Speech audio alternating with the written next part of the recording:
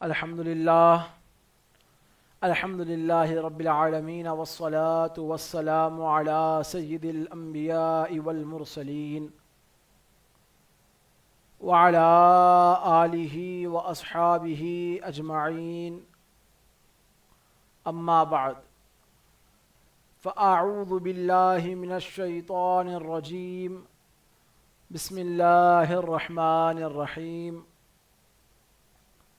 شهر رمضان الذي أنزل فيه القرآن هدى للناس وبينات من الهدى والفرقان فمن شهد منكم الشهر فليصم صدق الله العظيم وصدق رسوله النبي المتين المبين الحنين الكريم ونحن على ذلك لمن الشاهدين والشاكرين والحمد لله رب العالمين۔ اللہ تبارک و تعالیٰ کا بے پناہ شکر احسان ہے کہ اللہ تبارک و تعالیٰ نے ہم تمام کو امت محمدیہ صلی اللہ تعالیٰ علیہ وآلہ وسلم میں پیدا فرمایا، اور یہی نہیں بلکہ ہمارا تعلق مسلک اہل سنت والجماعت سے رکھا، اور الحمدللہ ثم الحمدللہ پھر ایک مرتبہ آپ کو اور ہم کو مومن ٹی وی نیٹ ورک کی جانب سے روبرو ہونے کا موقع عنایت کر رہا ہے۔ تو بلا تاخیر آج کے ہم نشست کا آغاز کریں، گفتگو کا آغاز کریں۔ قبل اس کے آقا و مولا تاجدار مدینہ راحت قلب و سینہ حضور سیدنا محمد مصطفیٰ صلی اللہ تعالی علیہ وآلہ وسلم کی بارگاہ بے کس پناہ میں جھوم جھوم کر عقیدت و محبت کے ساتھ بآواز بلند صلاۃ و سلام کا ہدیہ پیش کریں۔ اللہم صلی علی سیدنا محمد وعلی آل سیدنا مولانا محمد مبارک وسلم۔ اللہم صلی علی سیدنا مولانا محمد معدن الجود والکرم منبع العلم والحلم والحکم وآلہ وبارک وسلم۔ صلاۃ وسلاما دائما علیک یا رسول اللہ وعلى آلك وأصحابك وأهل بيتك وپنجتنك يا حبيب الله يا نور الله يا خير خلق الله صلى الله تعالى عليه وآله وسلم۔ الحمدللہ، جیسا کہ آپ نے گزشتہ نشست میں ماہ رمضان المبارک کے فضائل سماعت کیے تھے، الحمدللہ آج کی ہماری گفتگو کا عنوان ہے کہ ماہ رمضان المبارک کی خصوصیات، کہ ماہ رمضان المبارک میں کیا کیا خصوصیات ہیں۔ تو سب سے پہلے اس ماہ مبارک میں جو سب سے بڑی خصوصیاتوں میں سے ایک خصوصیت یہ ہے کہ اللہ تبارک و تعالیٰ نے اس ماہ مبارک میں قرآن شریف کو اتارا ہے، جیسا کہ اللہ تبارک و تعالیٰ ارشاد فرماتے ہیں کہ شہر رمضان الذی انزل فیہ القرآن ھدی للناس وبینات من الھدی والفرقان۔ اس ماہ مبارک میں فرماتے ہیں سورہ بقرہ میں شہر رمضان الذی انزل فیہ القرآن ھدی للناس وبینات من الھدی والفرقان، یعنی کہ رمضان کا مہینہ جس میں قرآن اترا لوگوں کے لیے ہدایت اور رہنمائی اور فیصلے کی روشن باتیں ہیں۔ یہ پارے 2 کی آیت ہے اور سورت ہے سورۃ البقرہ۔ جیسا کہ آپ نے گزشتہ نشستوں میں سماعت کیا کہ ماہ رمضان المبارک کے فضائل اور ماہ رمضان المبارک میں رحمت الہی کیسے پرجوش ہوتی ہے، اور ماہ رمضان المبارک کا پہلا عشرہ رحمت کا ہے، دوسرا عشرہ مغفرت کا ہے، تیسرا عشرہ جہنم سے آزادی کا ہے۔ لہذا میں یہاں پر آپ کو ایک حدیث مبارکہ سناتا ہوا آگے بڑھوں کہ اس حدیث مبارکہ میں 5 خصوصی کرم امت محمدیہ صلی اللہ تعالی علیہ وآلہ وسلم کو اللہ تبارک و تعالی نے عطا فرمایا ہے، جو اس سے پہلے کسی اور نبی کی امت کو عطا نہیں ہوا تھا۔ چنانچہ حدیث مبارکہ کے راوی حضرت سیدنا جابر بن عبداللہ رضی اللہ تعالی عنہ ہیں۔ آپ روایت فرماتے ہیں کہ آقا علیہ السلام ارشاد فرماتے ہیں، اعطیت امتی فی شہر رمضان 5 لم یعطہن نبی قبلی، یعنی میری امت کو ماہ رمضان میں 5 چیزیں ایسی عطا کی گئی جو مجھ سے پہلے کسی نبی کو نہ ملے،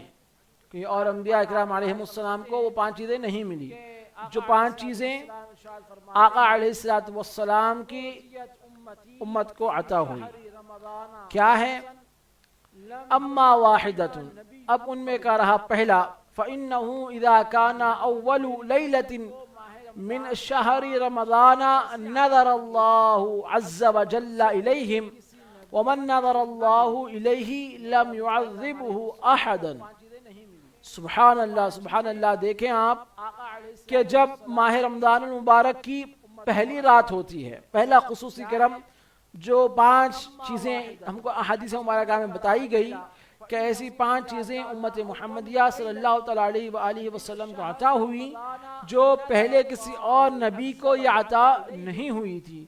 وہ کیا ہے؟ نمبر 1 ان میں کا کہ جب رمضان المبارک کی پہلی رات ہوتی ہے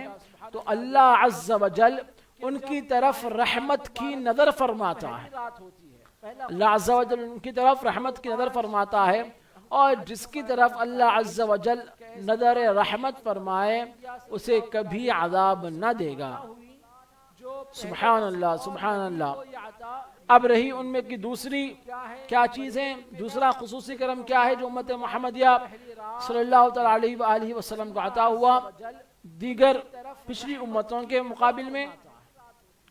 وہ یہ ہے کہ وَأَمَّا الثَّانِيَةُ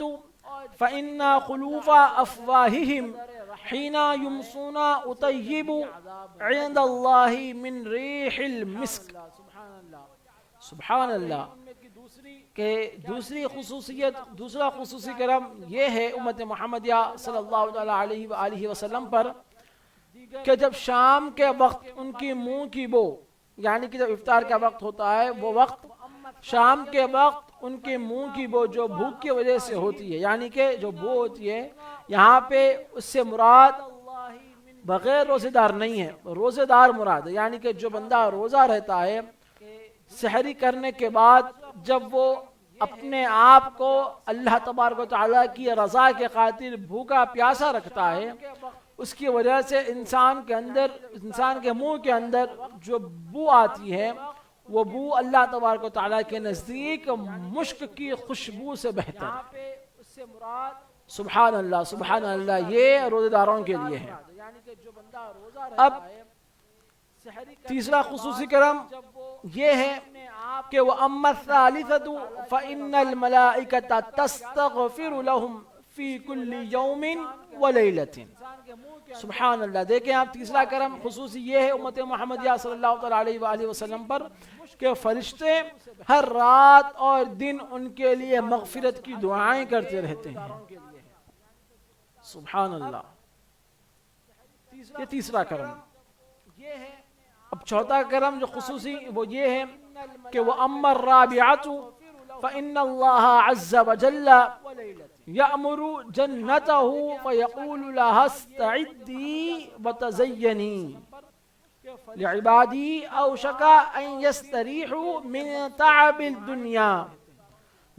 الدُّنْيَا إِلَى دَارِي وَكَرَامَتِي۔ چوتھا خصوصی کرم یہ ہے کہ اللہ تعالیٰ جنت کو حکم فرماتا ہے، اللہ تعالیٰ جنت کو حکم فرماتا ہے کہ میرے بندوں کے لیے مزین ہو جا، یعنی کہ میرے جو نیک بندے ہیں ان کے لیے مزین ہو جا، سج جا، سور جا، آراستہ ہو جا، ان قریب وہ دنیا کی مشقت سے میرے گھر اور کرم میں راحت پائیں گے۔ جو نیک بندے ہیں ان کے لیے خوشخبریاں آ رہی ہیں۔ اور نمبر رہی پانچویں چیز، پانچواں خصوصی کرم جو اللہ تبارک و تعالیٰ نے امت محمدیہ صلی اللہ تعالیٰ علیہ وآلہ وسلم پر فرمایا ہے، اور یہ جو حدیث مبارکہ آپ سماعت فرما رہے ہیں اس کا ریفرنس میں دے دوں، یہ الترغیب والترہیب جلد نمبر 2 صفحہ نمبر 56 حدیث نمبر 7 ہے۔ لہذا پانچواں خصوصی کرم یہ ہے کہ وَأَمَّا الْخَامِسَةُ فَإِنَّهُ إِذَا كَانَ آخِرُ لَيْلَةٍ غَفَرَ لَهُمْ جَمِيعًا۔ اب جب ماہ رمضان کی آخری رات آتی ہے، جب ماہ رمضان کی آخری رات آتی ہے تو اللہ عز و جل سب کی مغفرت فرما دیتا ہے، سب کی مغفرت فرما دیتا ہے۔ قوم میں سے ایک شخص نے کھڑے ہو کر عرض کی، یا رسول اللہ صلی اللہ تعالیٰ علیہ وآلہ وسلم، کیا یہ لیلۃ القدر ہے؟ آقا علیہ السلام نے ارشاد فرمایا کہ نہیں، کیا تم نہیں دیکھتے مزدور جب اپنے کاموں سے فارغ ہو جاتے ہیں تو انہیں اجرت دی جاتی ہے، یعنی کہ آقا علیہ السلام کے یہ فرامین مبارک سے ہم کو پتہ چلا، یہ فرمان مبارک سے، کہ وہ شب قدر نہیں بلکہ لیلۃ الجائزہ ہے، یعنی کہ جو ماہ رمضان مبارک کے اختتام میں جو چاند رات ہوتی ہے جسے ہم لیلۃ الجائزہ کہتے ہیں۔ اب یہاں پہ ماہ رمضان مبارک کی کچھ انوکھی خصوصیات پہ ہم گفتگو کریں گے، جیسا کہ تفسیر نعیمی میں موجود ہے کہ کعبہ معظمہ مسلمانوں کو بلا کر دیتا ہے، کعبہ معظمہ مسلمانوں کو بلا کر دیتا ہے اور یہ آ کر رحمت بانٹتا ہے، یعنی کہ اگر کوئی بندہ کعبہ معظمہ میں جاتا ہے، کعبہ معظمہ میں جانے کے بعد اس کی عبادتوں میں اضافہ ہو جاتا ہے، اس کی نیکیوں میں اضافہ ہو جاتا ہے، لیکن ماہ رمضان یہ ہمارے پاس آ کر رحمتیں بانٹتا ہے۔ اب جب ماہ رمضان آتا ہے تو کوئی کعبہ شریف میں موجود ہو یا کوئی کعبہ معظمہ کے علاوہ کسی اور ملک میں موجود ہو، دنیا کے کسی اور خطے میں موجود ہو، جب ماہ رمضان آتا ہے تو تمام پر اپنی رحمتیں برساتا ہے۔ گویا یعنی کہ کعبہ ایک کنواں ہے اور رمضان شریف ایک دریا ہے، یعنی کہ اگر ایک معنی میں اگر یہ کہے تو بھی درست ہوگا کہ کعبہ دریا ہے اور رمضان بارش۔ یہ میں آپ کو تفسیر نعیمی کا حوالے سے میں بات کر رہا ہوں۔ نمبر 2، رمضان ایک بھٹی ہے، رمضان ایک بھٹی ہے، جیسے کہ بھٹی گندے لوہے کو صاف اور صاف لوہے کو مشین کا پرزہ بنا کر قیمتی کر دیتی ہے اور سونے کے زیور بنا کر استعمال کے لائق کر دیتی ہے، ایسے ہی ماہ رمضان گنہگاروں کو پاک کرتا ہے، ایسے ماہ رمضان گنہگاروں کو پاک کرتا ہے اور نیک لوگوں کے درجہ بڑھاتا ہے، کہ جو گناہگار ہیں ان کو اپنی گناہوں کی نحوست کی وجہ سے ان کو ماہ رمضان پاک کر دیتا ہے، اور جو واقعی نیک لوگ ہیں ماہ رمضان جب آتا ہے تو ان کے درجوں کو بلند کر دیتا ہے۔ اس کے علاوہ ماہ رمضان کی خصوصیتوں میں سے ایک خصوصیت یہ بھی ہے کہ رمضان میں نفل کا ثواب فرض کے برابر کر دیا جاتا ہے اور فرض کا ثواب 70 گنا ملتا ہے۔ بعض علماء اکرام یہاں تک فرماتے ہیں جو ماہ رمضان میں انتقال کر جائے، جو ماہ رمضان میں مر جائے، انتقال کر جائے، اس سے سوالات قبر بھی نہیں ہوتے۔ اور اس مہینے میں شب قدر بھی موجود ہے جو کسی اور مہینے میں موجود نہیں ہے۔ اس مہینے میں شب قدر بھی ہے، جیسا کہ ہم کو قرآن پاک ایک مقام پہ اللہ تبارک و تعالیٰ نے ارشاد فرمایا، جیسا کہ میں نے آپ کو خطبہ منصوبہ میں جو آیت مبارکہ کی تلاوت کا شرف حاصل کیا تھا کہ شہر رمضان الذی انزل فیہ القرآن، یعنی کہ رمضان کا وہ مہینہ جس میں قرآن اترا، انزل فیہ القرآن، جس میں قرآن اترا، قرآن نازل ہوا۔ اب قرآن پاک میں اللہ تبارک و تعالیٰ ایک اور مقام پر ارشاد فرماتے ہیں اِنَّا أَنزَلْنَاهُ فِي لَيْلَةِ الْقَدْرِ، بے شک ہم نے اسے شب قدر میں اتارا۔ اب یہاں پہ دونوں ہی آیتوں سے ہم کو معلوم ہوا کہ شب قدر رمضان میں ہی ہے اور وہ غالباً 27ویں شب ہے۔ اب یہاں پہ ہم کو معلوم ہو چکا کہ رمضان میں قرآن پاک کا نزول ہوا ہے۔ اس کے علاوہ رمضان میں ابلیس قید کر لیا جاتا ہے اور دوزخ کے دروازے بند ہو جاتے ہیں۔ رمضان میں ابلیس قید کر دیا جاتا ہے اور دوزخ کے دروازے بند ہو جاتے ہیں، جنت آراستہ کر دی جاتی ہے، یعنی کہ جنت سنور دی جاتی ہے، جنت مزین ہو جاتی ہے اور جنت کے دروازے کھول دیے جاتے ہیں۔ اس لیے ان دنوں میں نیکیوں کی زیادتی اور گناہوں کی کمی ہوتی ہے۔ اب یہاں پہ ایک سوال پیدا ہوتا ہے کہ اگر کوئی شرارت کرتے ہیں، اگر کوئی گناہ کرتے ہیں، اللہ تبارک و تعالیٰ کی نافرمانی کرتے ہیں، تو لوگ یہ کہتے ہیں کہ رمضان میں تو شیطان بند ہو گیا، پھر یہ ایسی حرکت کیوں کر رہا ہے؟ تو اس کا جواب علماء اکرام اس طرح دیتے ہیں کہ رمضان میں ابلیس قید کر دیے جاتے ہیں، شیطان بند کر دیے جاتے ہیں، لیکن جو لوگ گناہ کرتے ہیں وہ نفس امارہ یا اپنے نفس امارہ کے بھٹکانے سے کرتے ہیں، یعنی کہ ہر ایک انسان کے ساتھ نفس لگا ہوا ہے اور سب سے پہلا جو نفس ہے وہ نفس امارہ کہا جاتا ہے، لہذا وہ نفس امارہ کے بہکانے سے وہ لوگ گناہ کرتے ہیں اور رمضان کے کھانے پینے کا حساب نہیں ہوتا۔ اور جیسا کہ ہم نے گزشتہ نشستوں میں حدیث مبارکہ بھی سماعت کیے کہ قیامت میں رمضان اور قرآن روزہ دار کی شفاعت کریں گے کہ رمضان تو کہے گا مولا میں نے اسے دن میں کھانے پینے سے روک کے رکھا تھا، اور قرآن عرض کرے گا مولا میں نے اسے رات میں تلاوت تراویح کے ذریعے سے سونے سے روکا رکھا، لہذا ان دونوں کی شفاعت قبول کی جائے گی۔ اب یہاں پہ حضور پرنور شافع یوم النشور صلی اللہ تعالیٰ علیہ وآلہ وسلم ماہ رمضان المبارک میں ہر قیدی کو چھوڑ دیتے ہیں، ہر قیدی کو آقا علیہ السلام ماہ رمضان المبارک میں چھوڑ دیتے اور ہر سائل کو، ہر مانگنے والے کو عطا فرماتے تھے، رب عز و جل اللہ تبارک و تعالیٰ بھی رمضان میں جہنمیوں کو چھوڑتا ہے، لہذا چاہیے ہم کو کہ رمضان میں نیک کام کیے جائیں اور گناہوں سے بچا جائے۔ اب یہاں پہ میں آپ کو ایک بات بتاتا ہوا آگے بڑھوں کہ رمضان مبارک میں آقا علیہ السلام کا معمول تھا کہ وہ آقا علیہ السلام رمضان المبارک میں قیدیوں کو چھوڑ دیتے۔ اب یہاں پہ اور آقا علیہ السلام ہر سائل کو عطا فرماتے، ہر سائل کو، ہر مانگنے والے کو۔ اب یہاں پہ دیکھیں آپ، یوں تو آقا علیہ السلام سے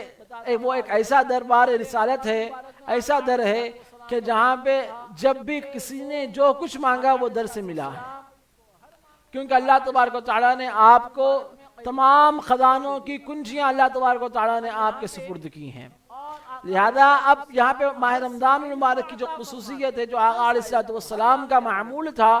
کہ نبی کریم صلی اللہ علیہ وآلہ وسلم ماہ رمضان المبارک میں قیدیوں کو رہا کر دیتے اور ہر سائل کو عطا فرماتے، یعنی کہ سائل کسی طریقے سے بھی مانگے، جو بھی مانگے آقا علیہ السلام اس سائل کو عطا فرماتے۔ تو ابھی الحمدللہ ہم بھی ماہ رمضان المبارک سے گزر رہے ہیں، ماہ رمضان المبارک ہم پر بھی آیا ہے، الحمدللہ ہم بھی روزے رہ رہے ہیں، لہذا اس ماہ رمضان المبارک میں حدیث مبارکہ سے ہم کو پتہ چلا کہ ہم بھی یہ رمضان المبارک میں، ماہ رمضان المبارک میں خصوصیت کے ساتھ آقا علیہ السلام کی بارگاہ میں اپنی عرضی پیش کریں اور آقا علیہ السلام سے دریافت کریں اور آقا علیہ السلام سے آقا علیہ السلام کا وسیلہ پیش کر اللہ تبارک و تعالیٰ کی بارگاہ میں دعا کریں۔ اللہ تبارک و تعالیٰ آپ کی دعاؤں کو انشاءاللہ ضرور قبول فرمائے گا۔ اب یہاں پہ یہ آقا علیہ الصلوۃ والسلام کا معمول شریف تھا کہ آقا علیہ الصلوۃ والسلام قیدیوں کو ماہ رمضان میں رہا فرما دیتے اور ہر سائل کو عطا فرماتے ہیں. اب اللہ تبارک و تعالیٰ کا بھی دیکھیں آپ کیا معمول ہے کہ محب جیسے محبوب جیسے. سبحان اللہ سبحان اللہ. دیکھیں آپ کہ یہاں پر آقا علیہ الصلوۃ والسلام کا معمول شریف یہ. اب اللہ تبارک و تعالیٰ بھی ماہ رمضان میں جہنمیوں کو چھوڑتا ہے, یعنی کہ جو جہنم میں جا چکے ہوتے ہیں, جو جہنم کے حقدار ہو چکے ہوتے ہیں, اللہ تبارک و تعالیٰ ان کی مغفرت فرما دیتا ہے. سبحان اللہ. جیسا کہ آپ نے اگر گزشتہ ہماری نشستوں کو سماعت کیا تو اس میں آپ کو باضابطہ احادیث کے حوالے جات ہم نے پیش کیے کہ اللہ تبارک و تعالیٰ ماہ رمضان مبارک میں 60,000 لوگوں کی مغفرت فرماتا ہے. اور جب خصوصیت کے ساتھ جب شب جمعہ ہوتی ہے اور دن جمعہ کا ہوتا ہے تو غروب آفتاب سے لے کر جمعہ کے دن غروب آفتاب تک, یعنی کہ شب جمعہ اور دن جمعہ, یہ ہر گھڑی میں اس دن کی اور اس شب کی ہر گھڑی میں اللہ تبارک و تعالیٰ 10 لاکھ لوگوں کی مغفرت فرماتا ہے. ایسے 10 لاکھ لوگ جو جہنم کے حقدار ہو چکے ہوتے ہیں, جن کے بدعمالیوں کی وجہ سے, جن کے گناہوں کی وجہ سے ان پر جہنم واجب ہو چکی ہوتی ہے, ایسے 10 لاکھ لوگوں کو اللہ تبارک و تعالیٰ بروز جمعہ اور شب جمعہ ہر لمحے 10 لاکھ لوگوں کی مغفرت فرماتا ہے. لہذا ہم کو بھی چاہیے کہ اس ماہ مبارک میں نیک کام کیے جائیں اور گناہوں سے بچا جائے. اور صرف یہی مہینے میں گناہوں سے بچا نہیں, بلکہ کوشش یہ کریں کہ ماہ رمضان کے بعد بھی ہم گناہوں سے بچنے کی کوشش کریں. لہذا ماہ رمضان مبارک کو ایک خصوصیت یہ بھی حاصل ہے کہ قرآن کریم میں صرف ماہ رمضان کا ہی نام لیا گیا. جس طریقے سے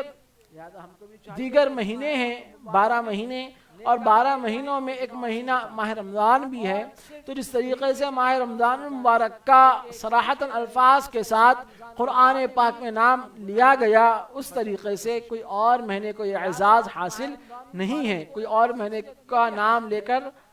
قرآن پاک میں کوئی اور مہینے کا نام نہیں لیا گیا صراحتاً الفاظ کے ساتھ. لہذا ماہ رمضان مبارک کو یہ ایک خصوصیت اور بھی حاصل ہے. اور اس کے علاوہ رمضان شریف میں افطار اور سحری کے وقت دعا قبول ہوتی ہے, یعنی کہ جب آپ افطار کرتے ہیں اور سحری کرتے ہیں, یہ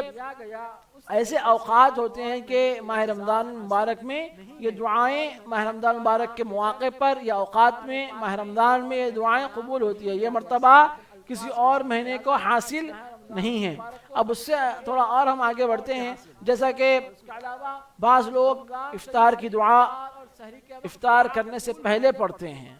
لہذا افطار کی دعا افطار کرنے کے بعد پڑھنی چاہیے. افطار کی دعا افطار کرنے کے بعد پڑھنی چاہیے. الحمدللہ ہم نے اس پر بھی گفتگو کی ہے. آپ گزشتہ سماعت میں غالباً 40 منٹ یا 39 منٹ آس پر غالباً یہ کچھ عدد ہے, اتنے منٹ کا بیان ہے, جس پہ ہم نے روزے کھولنے کی دعا, افطار کرنے کی دعا, افطاری کرنے کے بعد یعنی کہ روزہ کھولنے کے بعد پڑھی جائے, اس پر ہم نے الحمدللہ احادیث مبارکہ کے حوالے جات بھی پیش کیے. اور آقا کریم صلی اللہ تعالیٰ علیہ وآلہ وسلم کی عادت شریفہ بھی یہ تھی کہ آقا علیہ الصلوۃ والسلام پہلے کھجور تناول فرماتے, پھر پانی نوش فرماتے, پھر روزہ افطار کی دعا فرماتے. لہذا اس پر بھی ہم نے تفصیلاً 40 منٹ کا الحمدللہ ہم نے 40 یا 39 منٹ کا الحمدللہ ہم نے بیان کیا ہے گزشتہ نشست میں. آپ وہاں پر جا کے انشاءاللہ وہ بھی سماعت کریں. اس سے ہٹ کے تفسیر نعیمی جلد 2 صفحہ نمبر 208 پر لکھتے ہیں کہ رمضان میں جو 5 حروف ہے, اب یہاں پر یہ 5 حروف سے مراد بتاتے ہیں کہ ر سے مراد رحمت الہی. رمضان کا ابتدا جہاں سے ہوتی ہے را, اور رمضان سے ر سے مراد رحمت الہی ہے. اس سے ہٹ کے اس کے را کے بعد جو میم آتا ہے, میم سے مراد محبت الہی ہے. اب یہاں را سے رحمت الہی کی مراد ہے کیونکہ یہ مہینہ کی ہر گھڑی, یہ مہینے کا ہر لمحہ رحمت بھرا ہے, ہر لمحہ برکت بھرا ہے. لہذا رحمت الہی. پھر اس کے بعد رمضان میں جو میم ہے وہ میم سے محبت الہی مراد ہے, کیونکہ اللہ تبارک و تعالیٰ 70 ماؤں سے زیادہ محبت کرنے والا ہے. اور ایک مرتبہ جو اللہ تبارک و تعالیٰ کی رحمت کوئی بندے پہ پڑ جائے تو اللہ تبارک و تعالیٰ بھی اس کو عذاب نہیں دے گا. لہذا یہ محبت الہی کا مہینہ ہے، اور یہ مہینہ ہم کو اللہ تبارک و تعالیٰ کے قریب کرنے آیا ہے، تاکہ جب ہم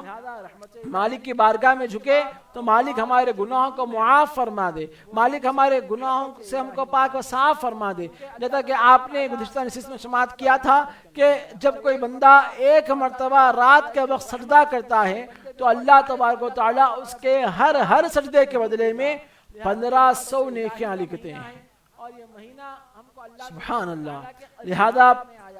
رے سے مراد رحمت الہی، نیم سے مراد محبت الہی، اور ضاد سے مراد زمان الہی، یعنی کہ جہنم سے ہم کو نجات ملتی ہے، اللہ تبارک و تعالیٰ اپنی امان میں لیتا ہے، اور الف سے مراد امان الہی، جیسا کہ میں نے بھی کہا کہ اللہ تبارک و تعالیٰ ہم کو اپنی امان میں لے لیتا ہے، گناہوں سے ہم پاک و صاف کرنا چاہتا ہے اللہ تبارک و تعالیٰ۔ اسی لیے کسی نے کہا تھا کہ جب اللہ تبارک و تعالیٰ بخشنے پہ آتا ہے، جب اللہ تبارک و تعالیٰ گنہگاروں کے گناہوں کو جب بخشنے پہ آتا ہے تو تحفے کی شکل میں ماہ رمضان عطا فرماتا ہے، سبحان اللہ۔ پھر آگے نور سے مراد، جو رمضان میں جو نون ہے وہ نون سے مراد نور الہی ہے، یعنی کہ اس ماہ میں جو بندے اللہ تبارک و تعالیٰ کے نیک ہیں ان پر اللہ تبارک و تعالیٰ کی خصوصی عنایتیں نازل ہوتی ہیں، اور ماہ رمضان میں 5 عبادات خصوصی ہوتی ہیں۔ جس طریقے سے ماہ رمضان کے 5 حروف ہیں، اسی طریقے سے ماہ رمضان میں 5 عبادتیں بھی خصوصی ہوتی ہیں۔ وہ کیا؟ نمبر 1 روزہ، نمبر 1 روزہ، نمبر 2 تراویح، نمبر 3 تلاوت قرآن مجید، نمبر 4 اعتکاف، نمبر 5 شب قدر میں عبادت۔ سبحان اللہ، یہ ایسی 5 عبادتیں ہیں۔ یوں تو آپ نفل اعتکاف کر سکتے ہیں، جیسے ہی آپ مسجد میں جائیں، مسجد میں داخل ہوتے ہی پہلے صلاۃ والسلام آقا علیہ الصلوۃ والسلام پر پیش فرمائیں، نظر پیش کریں، آقا علیہ الصلوۃ والسلام پر صلاۃ والسلام پڑھیں، پھر اس کے بعد مسجد میں داخل ہونے کی دعا پڑھیں، پھر اس کے بعد اسی کے ساتھ ساتھ آپ اعتکاف کی نیت کر لیں، تاکہ آپ جتنی دیر آپ مسجد میں بیٹھے رہیں آپ کو نفل اعتکاف کا ثواب آپ کو ملے گا۔ لیکن خصوصیت کے ساتھ ماہ رمضان المبارک میں اعتکاف اور شب قدر میں عبادت، یوں تو آپ تلاوت کلام پاک یوں تو ہر مہینہ کرتے ہیں، اور یوں تو روز آنا تلاوت کلام پاک کرنا چاہیے، کیونکہ جس گھر کی ابتدا، جس گھر کی صبح تلاوت کلام پاک سے ہو تو اس گھر میں اللہ تبارک و تعالیٰ کی رحمتوں کا نزول ہوتا ہے، اللہ تبارک و تعالیٰ کی برکتوں کا نزول ہوتا ہے۔ لہٰذا یوں تو ہر دن کا ابتدا، ہر دن کا آغاز اپنے گھروں میں قرآن کریم کی تلاوت سے کرنا چاہیے، لیکن جب ماہ رمضان مبارک آتے ہیں تو خصوصی طور پر تلاوت کلام پاک کی جاتی ہے، لہٰذا یہ ایک عبادت ہو چکی۔ پھر اس کے بعد روزہ، تراویح، یہ 5 مختلف ایسی عبادتیں ہیں جو ماہ رمضان مبارک کے ساتھ خصوصیت کے حامل ہیں۔ لہٰذا تو جو کوئی صدق دل سے یہ 5 عبادات کرے، جو کوئی سچے دل سے اخلاص کے ساتھ یہ 5 عبادات کرے، اللہ تبارک و تعالیٰ ان کو ان 5 انعاموں سے مستحق فرماتا ہے۔ اور وہ 5 انعام کون سے ہیں؟ جیسا کہ ہم نے ابھی ماہ رمضان المبارک کے رمضان کے متعلق جو ہم نے ابھی سماعت کیا کہ رے سے مراد رحمت الہی، نیم سے مراد محبت الہی، ضاد سے مراد زمان الہی، اور الف سے مراد امان الہی، اور نون سے مراد نون الہی۔ یعنی کہ جو کوئی بندہ ماہ رمضان مبارک میں یہ 5 عبادتیں صدقے دل سے کرتا ہے، اخلاص سے کرتا ہے، خشوع و خضوع سے کرتا ہے، اللہ تبارک و تعالیٰ ان کو یہ 5 انعام سے مستحق فرماتا ہے، 5 انعام ان کو عطا فرماتا ہے۔ اب یہاں پہ میں آپ کو ایک اور بات یہاں پہ کرتا ہوں، جو ذاکرین حضرات ہیں، جو ہمہ وقت اللہ تبارک و تعالیٰ کے بارگاہ میں ذکر کرتے ہیں، جو ہم ہر وقت اللہ تبارک و تعالیٰ کو یاد کرتے ہیں، جو ذاکرین حضرات ہیں، اب رمضان میں ذکر کی جو فضیلت خصوصی ہے اس پہ میں آپ کو ایک حدیث مبارکہ سنا رہا ہوں۔ یہ حدیث مبارکہ کے راوی حضرت سیدنا امیر المومنین حضرت سیدنا عمر فاروق رضی اللہ تعالی عنہ ہیں، اور یہ حدیث مبارکہ شعب الایمان جلد 3 صفحہ نمبر 313 حدیث نمبر 3627 پر منقول ہے۔ کہ حضرت سیدنا عمر فاروق رضی اللہ تعالی عنہ روایت کرتے ہیں کہ آقا صلی اللہ تعالی علیہ وآلہ وسلم نے ارشاد فرمایا ذاکر اللہ فی رمضان یغفر له وسائل اللہ فیہ لا یخیب، یعنی کہ رمضان میں ذکر اللہ کرنے والے کو بخش دیا جاتا ہے، اور اس مہینے میں اللہ تعالیٰ سے مانگنے والا محروم نہیں رہتا، یعنی کہ جو اس ماہ میں ذکر اللہ کرتا ہے، اللہ اللہ اللہ کہتا ہے، اللہ تبارک و تعالیٰ کی تسبیح بیان کرتا ہے، سبحان اللہ کہتا ہے، الحمدللہ کہتا ہے، اللہ اکبر کہتا ہے، اللہ تبارک و تعالیٰ کے ذکر میں رہتا ہے، ذکر اللہ کرتا ہے، تو جو بندہ صدق دل کے ساتھ ذکر اللہ مالک کی بارگاہ میں کرتا ہے اور ہمتاً اللہ تبارک و تعالیٰ کی بارگاہ میں ماہ رمضان میں خصوصی طور پر اگر کوئی ذکر اللہ کرتا ہے، اللہ تبارک و تعالیٰ کو یاد کرتا ہے، اللہ کا ذکر کرتا ہے، تو حدیث مبارکہ میں آتا ہے کہ آقا علیہ الصلوۃ والسلام ارشاد فرمائے کہ اللہ تبارک و تعالیٰ رمضان میں ذکر اللہ کرنے والے کو بخش دیا جاتا ہے، رمضان میں ذکر اللہ کرنے والے کو بخش دیا جاتا ہے، اور اس مہینے میں اللہ تعالیٰ سے مانگنے والا محروم نہیں رہتا۔ سبحان اللہ۔ اب دیکھیں، اب جو کوئی بندہ اللہ تبارک و تعالیٰ سے مانگنا ہے، وہ بندہ اس ماہ رمضان مبارک کی نعمت کو غنیمت جانے، اس ماہ رمضان مبارک کی نعمت کی قدر کریں اور اللہ تبارک و تعالیٰ کی بارگاہ میں اپنی حاجات کو پیش کریں۔ لہذا اس مہینے میں اللہ تبارک و تعالیٰ جو مانگنے والا ہے، وہ مانگنے والے کو اللہ تبارک و تعالیٰ خالی نہیں فرماتے بلکہ اس کی ہر مراد کو پوری فرماتے ہیں۔ لہذا اب میں یہاں پہ ایک اور آپ کو ایک واقعہ کے طور پہ میں آپ کو ایک جو الدر المنثور جلد نمبر 1 صفحہ نمبر 454 پر ہے کہ حضرت سیدنا ابراہیم نقعی رحمۃ اللہ تعالی علیہ فرماتے ہیں کہ ماہ رمضان میں ایک دن کا روزہ رکھنا، ماہ رمضان میں ایک دن کا روزہ رکھنا 1000 دن کے روزوں سے افضل ہے۔ سبحان اللہ سبحان اللہ۔ 313 دن تو غالباً سال بھر میں ہوتے ہیں، اگر ہم اگر کیلکولیٹ بھی کریں تو غالباً 3 سال، 3 سال میں جب ہم تعداد کو پہنچتے ہیں تو میں سمجھتا ہوں 1000 کے قریب۔ اب یہاں پہ اگر ایک روزہ حضرت سیدنا ابراہیم نقعی رحمۃ اللہ تعالی علیہ فرماتے ہیں در منصور میں جلد 1 صفحہ نمبر 454 کے تحت کہ جو کوئی ماہ رمضان المبارک میں ایک روزہ رکھتا ہے اسے ماہ رمضان المبارک کے علاوہ 1000 دن کے روزوں سے افضل ہے، یعنی کہ جو کوئی ماہ رمضان میں ایک روزہ رکھے وہ دیگر مہینوں میں 1000 دن کے روزوں سے افضل ہے، یعنی کہ 1000 دن روزے رکھیں اور ماہ رمضان المبارک میں ایک روزہ رکھنا۔ یوں تو آقا علیہ الصلوۃ والسلام ارشاد فرمائے کہ اگر میری امت کو معلوم ہو جائے کہ ماہ رمضان کیا ہے تو میری امت تمنا کرتی کہ پورا سال ہی ماہ رمضان ہو۔ تو سبحان اللہ۔ اب پھر آگے آپ فرماتے ہیں حضرت سیدنا ابراہیم نقعی رحمۃ اللہ تعالی علیہ کہ ماہ رمضان میں ایک مرتبہ تسبیح کرنا، یعنی کہ سبحان اللہ کہنا، اس ماہ کے علاوہ یعنی کہ غیر ماہ رمضان میں 1000 مرتبہ تسبیح کہنے کے برابر ہے، یعنی کہ ماہ رمضان میں ایک مرتبہ سبحان اللہ کہنا اور ماہ رمضان مبارک کے علاوہ دیگر مہینوں میں 1000 مرتبہ سبحان اللہ کہنے کے برابر ہے۔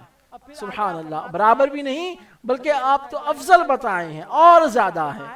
سبحان اللہ۔ اور پھر آگے فرماتے ہیں کہ ماہ رمضان میں ایک رکعت پڑھنا، یعنی کہ نماز کی جو ایک رکعتیں ہوتی ہیں ماہ رمضان میں ایک رکعت پڑھنا غیر رمضان میں یعنی کہ ماہ رمضان کو چھوڑ کر 1000 رکعتوں سے افضل ہے۔ سبحان اللہ سبحان اللہ۔ دیکھیں آپ کہ ماہ رمضان میں اگر ایک رکعت اگر کوئی پڑھتا ہے تو دیگر ماہ رمضان کے علاوہ 1000 رکعت نماز پڑھنے سے افضل ہے۔ سبحان اللہ سبحان اللہ۔ دیکھیں آپ کتنا پیارا اللہ تبارک و تعالیٰ نے ہم کو موقع عنایت فرمایا ہے، کتنا پیارا اللہ تبارک و تعالیٰ نے ہم کو یہ موقع دیا ہے ماہ رمضان مبارک کی شکل میں۔ لہٰذا میں یہاں پر ایک اور حدیث مبارکہ جو سیدنا عبداللہ ابن مسعود رضی اللہ تعالی عنہ راوی ہے فرماتے ہیں کہ آقا علیہ الصلوۃ والسلام ارشاد فرماتے ہیں من وافق موتہ عند انقضاء رمضان دخل الجنہ ومن وافق موته عند انقضاء عرفة دخل الجنة ومن وافق موته عند انقضاء صدقة دخل الجنة۔ سبحان اللہ. آپ دیکھیں آپ جس کو رمضان کے اختتام کے وقت موت آئی، یعنی کہ ماہ رمضان المبارک میں جب کسی کو اگر موت واقع ہوتی ہے وہ جنت میں داخل ہوتا ہے. سبحان اللہ. اور جس کی موت عرفہ کے دن یعنی کہ 9 ذی الحجہ کو اگر کسی کی موت واقع ہوتی ہے تو وہ بھی ختم ہوتے وقت اگر موت آئی تو وہ بھی جنت میں داخل ہوگا. اور جس کی موت صدقہ دینے کی حالت میں آئی، اگر وہ کسی کو صدقہ دے رہا تھا، اگر اس حالت میں اگر موت آئی تو وہ بھی جنت میں داخل ہوگا. یہ حدیث مبارکہ کا ریفرنس میں آپ کو دے دوں، حلیۃ الاولیاء جلد 5 صفحہ نمبر 26 حدیث نمبر 6187 ہے. اب یہاں پہ اب بعض لوگ کہتے ہیں کہ جیسا کہ میں نے ابھی قبل تھوڑی دیر پہلے میں نے کہا کہ شیاطین جکڑ دیے جاتے ہیں، لہذا اس پر بھی بعض لوگ بولتے ہیں کہ شیاطین اگر جکڑ دیے جاتے ہیں تو پھر یہ جو لوگ بد اعمال کرتے ہیں، جو لوگ برے کام کرتے ہیں، وہ بعض لوگ ماہ رمضان مبارک میں بھی نہیں چھوڑتے، اللہ ان کو توفیق دے. تو وہ لوگ یہ سمجھتے ہیں کہ شیاطین رمضان میں اگر قید ہو جاتے تو یہ سدھر جاتے ہیں. تو لہذا میں وہ اس لیے حدیث مبارکہ یہ پیش کر رہا ہوں کہ یہ حدیث مبارکہ کے راوی حضرت سیدنا ابو ہریرہ رضی اللہ تعالیٰ عنہ ہیں، اور یہ حدیث مبارکہ صحیح بخاری میں بھی ہے اور صحیح مسلم میں بھی ہے. میں صحیح بخاری کا آپ کو ریفرنس دے دوں، صحیح بخاری جلد اول صفحہ نمبر 626 اور حدیث نمبر 1899، اور صحیح مسلم میں صفحہ نمبر 543 حدیث نمبر 1079 یعنی کہ 1079. حضرت سیدنا ابو ہریرہ رضی اللہ تعالیٰ عنہ سے روایت ہے کہ فرماتے ہیں کہ آقا علیہ الصلوۃ والسلام ارشاد فرمائیں کہ اذا دخل شہر رمضان فتحت ابواب السماء وغلقت ابواب جہنم وسلسلت الشیاطین. یعنی کہ جب ماہ رمضان آتا ہے، جب رمضان شریف کا مہینہ آتا ہے، جب رمضان آتا ہے تو آسمان کے دروازے کھول دیے جاتے ہیں، آسمان کے دروازے کھول دیے جاتے ہیں اور دوزخ کے دروازے بند کر دیے جاتے ہیں، اور شیاطین کو زنجیروں میں جکڑ دیا جاتا ہے، اور شیاطین کو زنجیروں میں جکڑ دیا جاتا ہے. اب یہاں پہ دیکھیں آپ، جیسا کہ میں نے ابھی تھوڑی دیر قبل کہا تھا کہ شیاطین جب قید ہو جانے کے باوجود جو لوگ گناہ کرتے ہیں، یہاں پہ میں آپ کو حضرت مفتی احمد یارقاں علیہ رحمت کا ایک فرمان میں سنا رہا ہوں کہ آپ فرماتے ہیں کہ حق یہ ہے کہ ماہ رمضان میں آسمانوں کے دروازے بھی کھلتے ہیں اور جن سے اللہ عز و جل کی خاص رحمتیں زمین پر اترتی ہیں، اور جنتوں کے دروازے بھی، جس کی وجہ سے جنت والے حور و غلمان کی خبر ہو جاتی ہے کہ دنیا میں رمضان آ گیا، اور وہ روزے داروں کے لیے دعاؤں میں مشغول ہو جاتے ہیں. یعنی کہ جو حور غلمان جو ہے جنت میں، وہ روزے دار جو رہتے ہیں، روزہ رکھتے ہیں، ان کے لیے دعا کرتے ہیں، دعاؤں میں مشغول ہو جاتے ہیں، اور ماہ رمضان میں واقعی دوزخ کے دروازے بند ہو جاتے ہیں، جس کی وجہ سے اس مہینے میں گنہگاروں بلکہ کافروں کی قبروں پر بھی دوزخ کی گرمی نہیں پہنچتی. اللہ اکبر، سبحان اللہ. وہ جو مسلمانوں میں مشہور ہے کہ رمضان میں عذاب قبر نہیں ہوتا، اس کا یہی مطلب ہے. اور حقیقت میں ابلیس مع اپنی ذریتوں میں پورے آپ کا قول پورا سنانے کا مطلب یہ تھا کہ پوری بات آپ کو سمجھ میں آ جائے. اور حقیقت میں ابلیس مع اپنی ذریتوں یعنی کہ اولاد کے قید کر دیا جاتا ہے، یعنی کہ ابلیس بھی قید ہو چکا اور اس کی اولادیں بھی قید ہو چکی. اس مہینے میں جو کوئی بھی گناہ کرتا ہے، اس مہینے میں جو کوئی بھی گناہ کرتا ہے وہ اپنی نفس امارہ کی شرارت سے کرتا ہے، جیسا کہ میں نے آپ سے ابھی کچھ دیر قبل کہا. اور نہ شیطان کے بھٹکانے سے، نہ وہ شیطان کے بھٹکانے سے گناہ نہیں کرتا، بلکہ وہ نفس امارہ کی شرارت کی بنا پہ وہ گناہ کرتا ہے. اب یہاں پہ میں اپنی بات کو ختم کر رہا ہوں کہ نزہۃ المجالس میں ایک نزہۃ المجالس جلد 1 صفحہ نمبر 217 پر ایک واقعہ آیا ہے کہ لکھتے ہیں کہ بخارا میں ایک مجوسی تھا، یعنی کہ ایک آتش پرست تھا، آگ کی پوجا کرتا تھا، آگ کی عبادت کرتا تھا. ایک مرتبہ رمضان شریف میں وہ اپنے بیٹے کے ساتھ مسلمانوں کے بازار سے گزر رہا تھا. اس کے بیٹے نے کوئی چیز علانیہ طور پر کھانی شروع کر دی، یعنی کہ بازار میں ہی، مسلمانوں کے بازار میں ہی وہ بیٹا اس کا کھانا شروع کر چکا. تو مجوسی نے جب یہ دیکھا تو اپنے بیٹے کو ایک تماچا رسید کیا. مجوسی نے اپنے بیٹے کو ایک تماچا مار دیا اور خوب ڈانٹ کر کہا کہ تجھے رمضان المبارک کے مہینے میں مسلمانوں کے بازار میں کھاتے ہوئے شرم نہیں آتی؟ اب میں یہاں پہ ایک بات کو روک رہا ہوں کہ وہ تو مجوسی تھا، وہ تو آگ کا پوجا کرنے والا تھا، آگ کی پرستش کرتا تھا، آگ کی عبادت کرتا تھا، لیکن اس نے اپنے بیٹے کو تماچا مارا. کیوں؟ کیونکہ وہ مسلمانوں کے بازار میں کھا رہا تھا روزے، جس وقت مسلمان روزہ تھے. لہٰذا جب اس نے تماچا رسید کر دیا اور ڈانٹ کر کہا کہ تجھے شرم نہیں آتی، تجھے رمضان المبارک میں مسلمانوں کے بازار میں تو کھاتا ہے. لہذا لڑکے نے جواب دیا، ابا جان آپ بھی تو رمضان کے مہینے میں کھاتے ہیں، آپ بھی تو رمضان شریف میں کھاتے ہیں. والد نے کہا بیٹا میں مسلمانوں کے سامنے نہیں بلکہ اپنے گھر کے اندر چھپ کر کھاتا ہوں، اس ماہ مبارک کی بے حرمتی نہیں کرتا ہوں. مجوسی کے الفاظ پہ غور کریں آپ کہ مجوسی اپنے بیٹے سے فرماتا ہے کہ بیٹے میں ماہ رمضان المبارک میں کھاتا ہوں، لیکن کہاں کھاتا ہوں؟ اپنے گھر میں چھپ کر کھاتا ہوں، میں مسلمانوں کے سامنے نہیں کھاتا اور اس ماہ مبارک کی بے حرمتی نہیں کرتا. کچھ عرصہ بعد اس شخص کا انتقال ہو گیا، وہ مجوسی کا. کسی نے خواب میں اس کو جنت میں ٹہلتے ہوئے دیکھا تو حیرت سے پوچھا تو مجوسی تھا، تو جنت میں کیسے آ گیا؟ تو مجوسی کہنے لگا واقعی میں مجوسی تھا، لیکن جب موت کا وقت قریب آیا تو اللہ عز و جل نے احترام رمضان کی بدولت، احترام رمضان کی برکت سے مجھے ایمان کی دولت سے اور مرنے کے بعد جنت سے سرفراز فرما دیا. سبحان اللہ. دیکھیں آپ جو ماہ رمضان المبارک کا احترام کرتے ہیں، جو ماہ رمضان المبارک کے ادب کرتے ہیں، اللہ تبارک و تعالیٰ انہیں کیسے کیسے نعمتوں سے نوازتا ہے. وہ تو ایک مجوسی تھا، صرف اس نے اس اللہ تبارک و تعالیٰ کو اس کا یہ ایک عمل اتنا پسند آیا کہ وہ ماہ رمضان مبارک جب بھی آتا تو وہ بجائے بازار میں کھانے کے مسلمانوں کے سامنے ماہ رمضان المبارک کے احترام میں وہ گھر میں چھپ کر کھاتا تھا. اور اپنے بیٹے کے کھانے پر علانیہ طور پر اس نے اسی وقت تماچا بھی رسید کیا اور بیٹے کو بھی نصیحت کی کہ ماہ رمضان مبارک میں کھانا وہ بھی علانیہ مسلمانوں کے سامنے، مسلمانوں کے بازار میں نہیں کھانا چاہیے. لہذا اس کا یہ ادب، اس کا یہ احترام، جس کی بنا پر اللہ تبارک و تعالیٰ نے احترام رمضان کے سبب اللہ تبارک و تعالیٰ نے حالت نزاع سے پہلے یعنی کہ اس کے مرنے کے وقت سے پہلے اللہ تبارک و تعالیٰ نے اس کو ایمان کی دولت سے بھی سرفراز فرمایا، اور جیسے اس کا انتقال ہوا اللہ تبارک و تعالیٰ اس کو اللہ تبارک و تعالیٰ اس کو جنت سے بھی اعلیٰ سے اعلیٰ مقام اللہ تبارک و تعالیٰ نے اس کو عطا فرما دیا. اب یہاں پر ایک بات میں آپ کو کہتے ہوئے آگے بڑھوں کہ جو لوگ واقعی عذر سے ہیں، اپنی بات کو اختتام کی طرف لے جا رہا ہوں، لہذا جو لوگ واقعی عذر سے ہیں اللہ تبارک و تعالیٰ ان کے عذر کو دور فرمائیں، اللہ تبارک و تعالیٰ ان کو بھی روزہ رکھنے کی توفیق عطا فرمائے. لیکن جو عذر سے نہیں ہیں،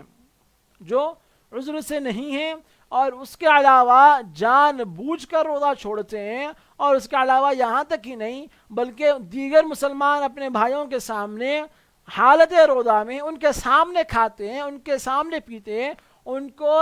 اس سبق سے عبرت حاصل کرنا چاہیے. کیونکہ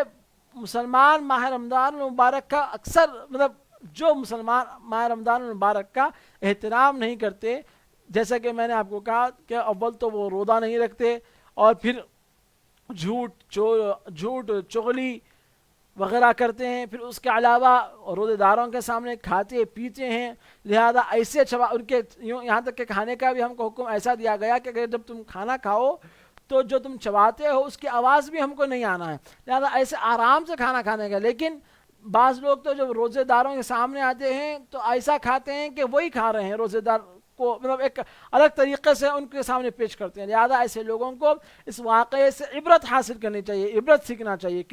کیونکہ یہاں تک کہ فقہاء اکرام فرماتے ہیں، جو کہ در مختار رد المختار جلد 3 صفحہ نمبر 392 پر مذکور ہے کہ فقہاء اکرام رحمۃ اللہ تعالیٰ علیہ فرماتے ہیں کہ جو شخص رمضان المبارک میں دن کے وقت بغیر کسی مجبوری کے علی الاعلان جان بوجھ کر کھائے پیے، اس کو بادشاہ اسلام کی طرف سے قتل کر دیا جائے، یعنی کہ اس کو قتل کر دینے کا حکم دیا فقہاء اکرام نے، جو اعلانیہ طور پر جان بوجھ کر ماہ رمضان المبارک میں کھائے پیے. اللہ اکبر. تو لہذا میں ایسے میرے بھائیوں سے اور ایسے لوگوں سے میں گزارش کرنا چاہتا ہوں کہ جو واقعی عذر کی بنا پر اگر عذر نہیں ہے اس کے باوجود بھی اگر وہ روزہ اگر چھوڑ رہے ہیں تو وہ روزے کی وہ پہلے تو اللہ تبارک و تعالیٰ کا شکر ادا کریں کہ اللہ نے ان کو ماہ رمضان جیسے عظیم نعمت سے سرفراز پر فرمایا، اور ان کو غنیمت جانے یہ موقع کو اپنے گناہوں سے توبہ کرے، اور ماہ رمضان مبارک کے جتنے روزے ابھی باقی رہ چکے ہیں اللہ تبارک و تعالیٰ ان کو وہ روزے بھی رکھنے کی توفیق عطا فرمائے، تاکہ ماہ رمضان مبارک میں جتنا ہو سکے نیک کام کریں اور گناہوں سے بچیں، اور صرف ماہ رمضان مبارک میں ہی نہیں بلکہ ہمیشہ زندگی بھر ہمیشہ نیک کام کرتے رہیں اور گناہوں سے بچیں۔ اللہ تبارک و تعالیٰ کی بارگاہ میں دعا ہے کہ اے مولا، جو کچھ کہا گیا کہنے سننے میں، جان بوجھ کر جان جانے میں کچھ بھی غلطی یا کوتاہی ہوئی ہو تو اپنے فضل و کرم سے معاف فرما دے، ہم تمام کو ماہ رمضان مبارک میں عبادات کرنے کی توفیق عطا فرما دے، فرائض کے ساتھ ساتھ سنن نوافل کی کثرت کرنے کی توفیق عطا فرما دے، تلاوت کلام شریف کرنے کی توفیق عطا فرما دے۔ اے مولا، جتنے بیمار ہیں ان کو صحت کی نعمت سے عطا فرما دے، جو مرحومین ہیں ان کو جنت نعیم عطا فرما دے۔ اے مولا، جو ماہ رمضان المبارک میں جو خصوصیتیں مولا تو نے رکھی ہیں مولا، ان خصوصیتوں سے ہم تمام کو مستفیض فرما دے، ہم تمام کو مستفیض فرما دے۔ اے مولا، رحمت بھرا عشرہ مولا جدا ہونے کو ہے، اے مولا ہم تمام پر اپنی رحمتوں کا نزول فرما دے۔ اے اللہ، مغفرت والا عشرہ آنے کو ہے، اے مولا ہم تمام کی بے شمار بے حساب مغفرت فرما دے۔ بہت مختصر سی میری کہانی ہے، یہ جو بھی ہے سب پنجتن پاک کی مہربانی ہے، جتنی سانسوں نے ان کا نام لیا بس وہی میری زندگانی ہے۔ وآخر دعوانا ان الحمد للہ رب العالمین۔ السلام علیکم ورحمۃ اللہ تعالی وبرکاتہ۔